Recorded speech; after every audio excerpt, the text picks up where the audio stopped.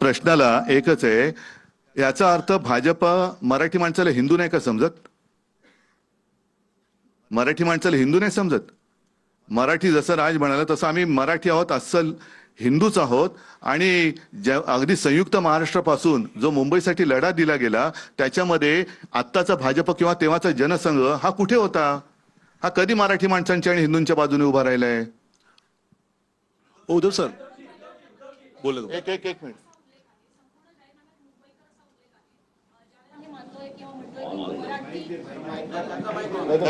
त्यांचा माईक आहे. ज्यावेळेला आपण हे म्हणतोय की मुंबईमध्ये मराठी माणसावर अन्याय होतोय आणि तुम्ही तो मुद्दा घेऊन पुढे जात असाल तर या संपूर्ण वचननाम्यामध्ये मराठी माणसासाठी अशी कुठली वचनं आहेत? कारण त्या प्रत्येक ठिकाणी मुंबईकर असे उल्लेख पाहायला मिळत आहेत. याचं कारण असं आहे की हा निवडणूक आयोगाला पाठवला जातो आणि त्यांच्याकडनं सँक्शन होऊन येतो. आम्हाला माहिती आहे आत्ताच्या सरकारमध्ये काय परिस्थिती आहे.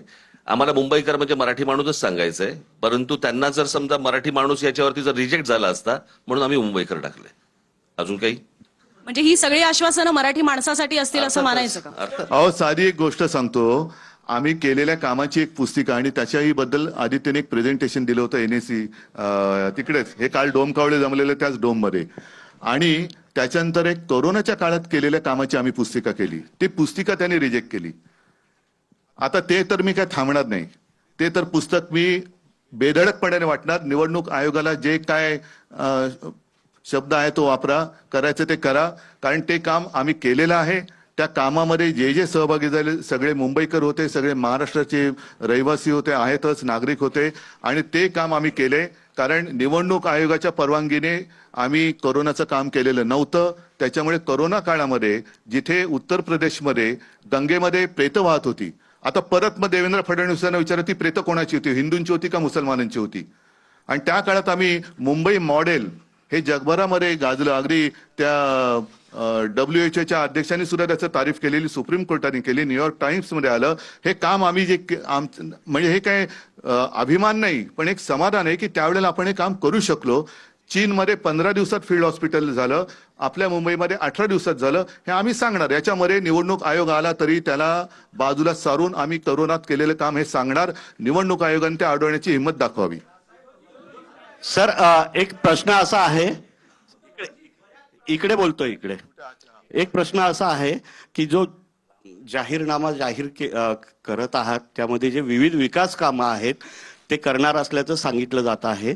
परंतु मुंबई अधिनियम 1988 नुसार काही कामं जी आहेत ते ऑलरेडी महापालिकाच करत आहेत आणि जे काही नवीन कामं करायची आहेत त्यासाठी राज्य सरकार, केंद्र सरकार यांची परवानगी लागते. त्यामुळे तुमचं बहुमत आल्यानंतर जे विकासाची कामं सांगितली आहेत ती कशा प्रकारे होणार? कारण राजकारण आता कसं झालंय हे बघितलंय.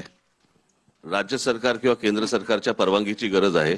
चांगल्या कामांना, जी आम्ही चांगलं कामं करू इच्छितो, जी याच्यामध्ये दिलेली आहेत, त्याला केंद्र आणि राज्यांनी विरोध करावा.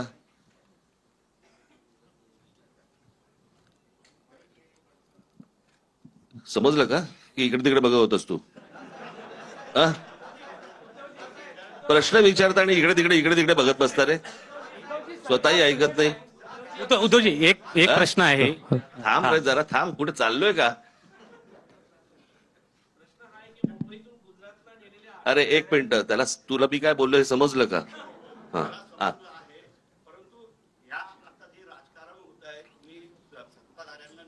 कोस्टल रोडचं डिझाईन परत ऐक ना. माझं तेच म्हणणं आहे, चांगल्या कामांना राज्य आणि केंद्र सरकारने नाकारत होते पहिलं. हे तुमच्या समोरच येईल ना की आम्ही ह्या योजना करायचं म्हणतोय, ह्याच्यासाठी राज्याची किंवा केंद्राची परवानगी पाहिजे आणि हे नाही देत आहेत. कळलं? बघू. उद्धवजी थांबा ना रे.